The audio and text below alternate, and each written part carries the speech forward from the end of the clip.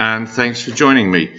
Let's start by getting our brains a little bit worked out. A little teaser, matchsticks.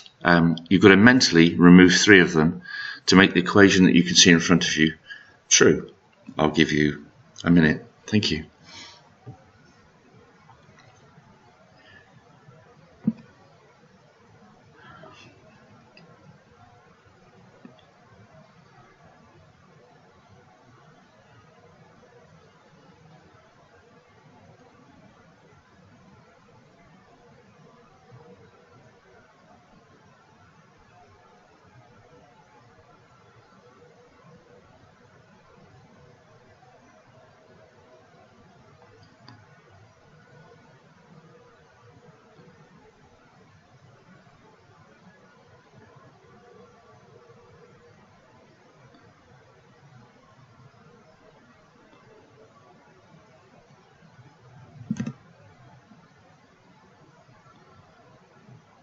Okay, so you took away the 5, you took away the vertical from the plus sign, giving you 2 minus 1 equals 1. That was fairly straightforward. Let's get on with the art. So, before we do, click on the link and have a listen to this brilliant Elton John song. Believe it or not, this Elton John song inspired the Banksy painting. In fact, you're going to find out that quite a lot of things inspired the Banksy painting. And it is a painting, not a piece of graffiti. Please listen to this first.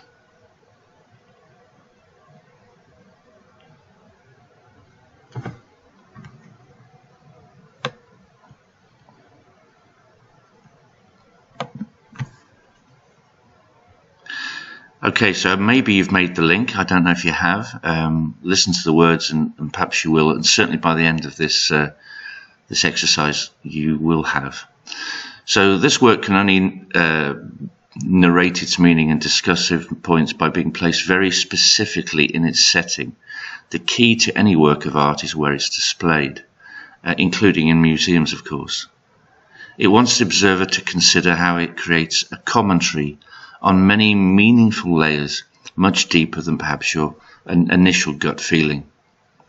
So to reveal the Banksy full and intended narrative, you need to know knowledge from the following curriculum subjects. Yes, artists do think. They don't just put together decorative imagery. Their works are decided and thought through and are made to make you work hard to understand their underlying meaning. So we're going to look at these areas. The context. Initially, history and geography.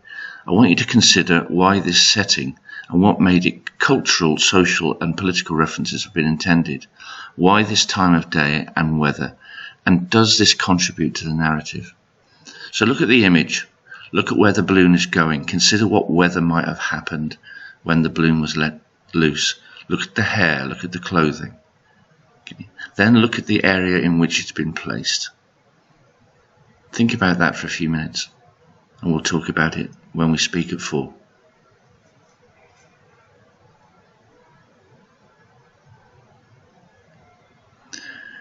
Next, a subject.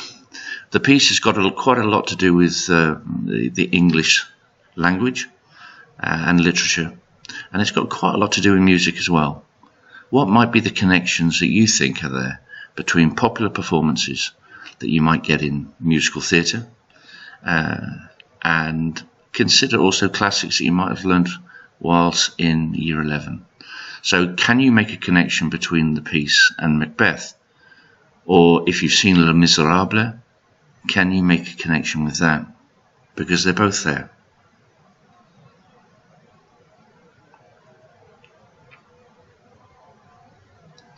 Next, we're going to consider if symbolism has taken a part. Psychology, sociology. How do you think the work connects to Elton John's song Goodbye Yellow Brick Road? I want you again to consider the setting, consider the image and broader intent.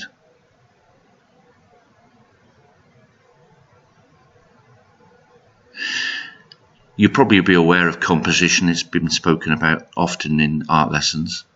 But composition in terms of maths, physical education and dance, Look closely at the static posture of the pose and juxtaposition of drawing to explain the narrative. See if you can connect the compositional narratives in both the image and setting, where the artist has used forms of formal diagonals, verticals, horizontals, and ratios. All of them help support the narrative. Can you connect them?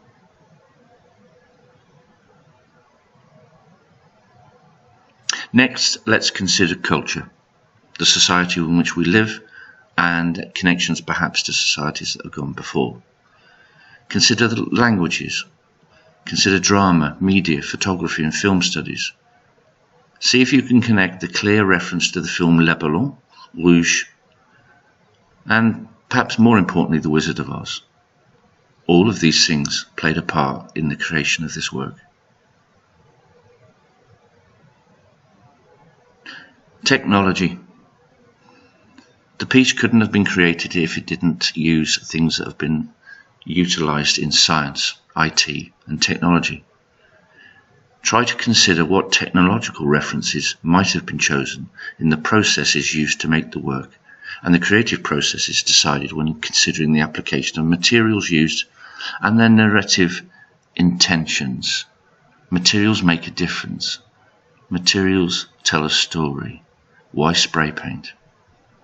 What technology decisions do you think were being considered to enable the work's creation and its narrative? What scientific understanding do you think enhanced the work creation? And what historical scientific discoveries have been deliberately referred to enable metaphorical narrative?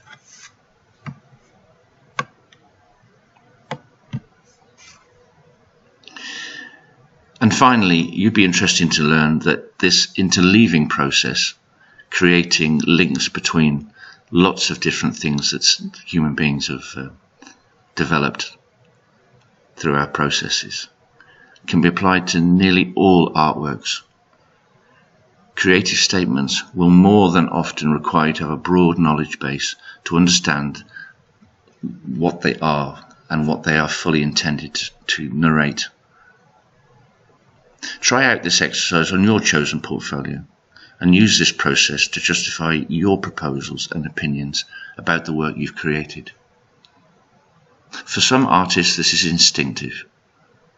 What you see is the result of many things learned that are instinctively, through motor skills, coming out, sometimes without the artist initially being aware of the fact that that's happening.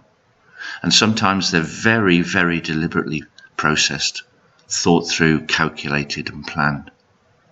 The initial thing to remember, and the most important thing to remember, is that art is not decoration.